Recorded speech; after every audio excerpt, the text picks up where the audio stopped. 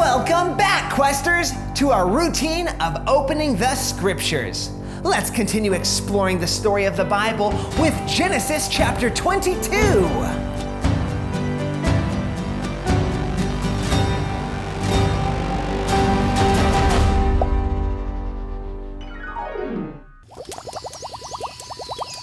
Hey, Quester community. Welcome back. Another day of our Quester Daily Roots, a routine of opening the scriptures. That's what we're doing, and we're in the book of Genesis, the book of beginnings. God's word is a lamp to our feet and a light to our path.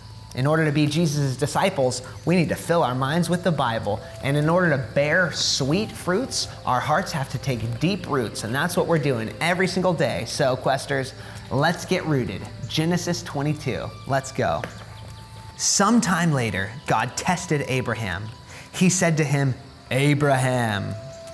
"Here I am," he replied. Then God said, "Take your son, your only son whom you love, Isaac, and go to the region of Moriah. Sacrifice him there as a burnt offering on the mountain I will show you." Early in the morning, Abraham got up and loaded his donkey. He took with him 2 of his servants and his son Isaac. When he had cut enough wood for the burnt offering, he set out for the place God had told him about. On the 3rd day, Abraham looked up and saw the place in the distance. He said to his servants, "Stay here with the donkey while I and the boy go over there. We will worship, and then we will come back to you." Abraham took the wood for the burnt offering and placed it on his son Isaac, and he himself carried the fire and the knife. As the 2 of them went on together, Isaac spoke up and said to his father Abraham, "Father." "Yes, my son," Abraham replied. "The fire and the wood are here," Isaac said, "but where is the lamb for the burnt offering?" Abraham answered, "God himself will provide the lamb for the burnt offering, my son." And the 2 of them went on together. When they reached the place God had told him about, Abraham built an altar there and arranged the wood on it. He bound his son Isaac and laid him on the altar on top of the wood. Then he reached out his hand and took the knife to slay his son. But the angel of the Lord called out to him from heaven, "Abraham, Abraham."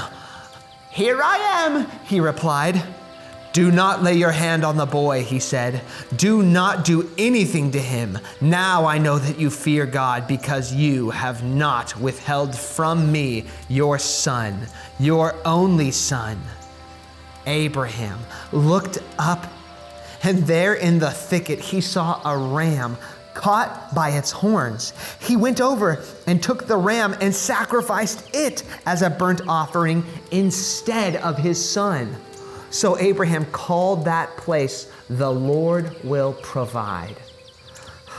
And to this day it is said, "On the mountain of the Lord it will be provided." The angel of the Lord called to Abraham from heaven a 2nd time and said, "I swear by myself, declares the Lord, that because you have done this and have not withheld your son, your only son, I will surely bless you and make your descendants as numerous as the stars in the sky and the sand on the seashore. Your descendants will take possession of the cities of their enemies.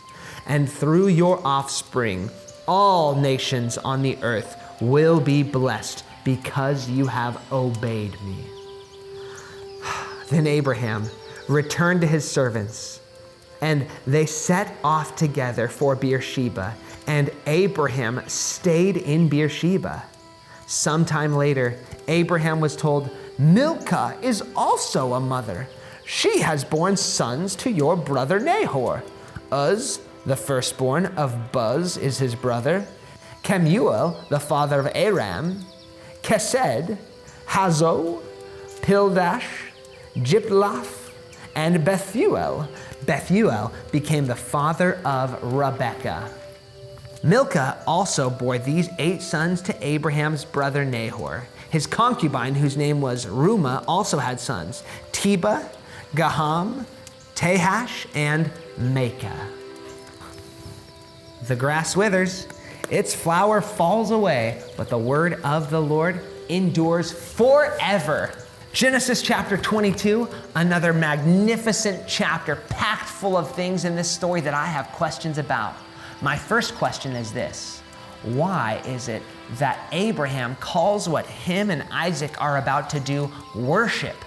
He told his servants, "Wait here while the boy and I go up there and worship." But they didn't have a guitar or instruments for worshiping. They had burnt offerings, sacrifice, wood and fire and knife. Is that what worship is? Sacrifice?